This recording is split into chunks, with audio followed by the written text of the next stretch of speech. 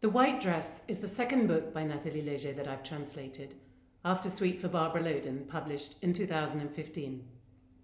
It's exciting to return to a favourite author. Nathalie Léger's writing isn't easy, though its challenges were familiar to me this time.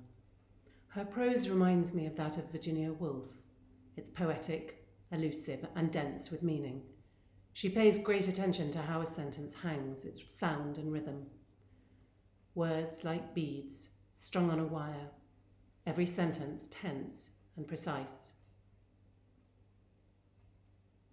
Longtemps je n'ai connu d'elle que sa robe et son nom. Tous ces noms qu'elle avait, Giuseppina, Pippa, Eva.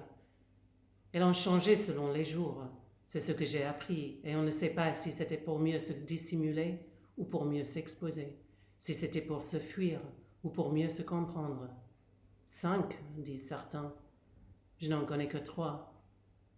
Avec un nom, rien ne s'éclaire jamais, tout devient au contraire plus opaque, en pressant la honte, les humiliations, les ruses du consentement. Mais parfois aussi l'adhésion satisfaite à chacune de ces syllabes de plomb, agencées comme par hasard, et n'obéissant qu'à d'obscures, vénérables et menaçantes nécessités généalogiques. Le mien, par exemple, n'a jamais adhéré à celle que j'étais ou croyais être, et réciproquement. Puis on finit par se faire une raison. Je me souviens d'un écrivain disant « Quand on écrit, on a intérêt à savoir comment on s'appelle. » Vague menace.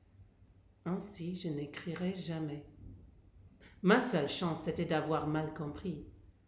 Peut-être s'agissait-il plutôt de savoir comment une autre s'appelle. Pippa Bacca. Je répète cette série d'explosifs qui collent mal à encore. Il faut partir de ce nom qu'on dit propre. Répéter encore sans rien comprendre. En le prenant, elle avait peut-être voulu marquer le seuil de la fiction, comme Melville au début de Moby Dick l'a fait, avec cette désinvolture majestueusement aggravée par son traducteur. Je m'appelle Pippa, mettons. Elle s'appelle Pippa Bacca.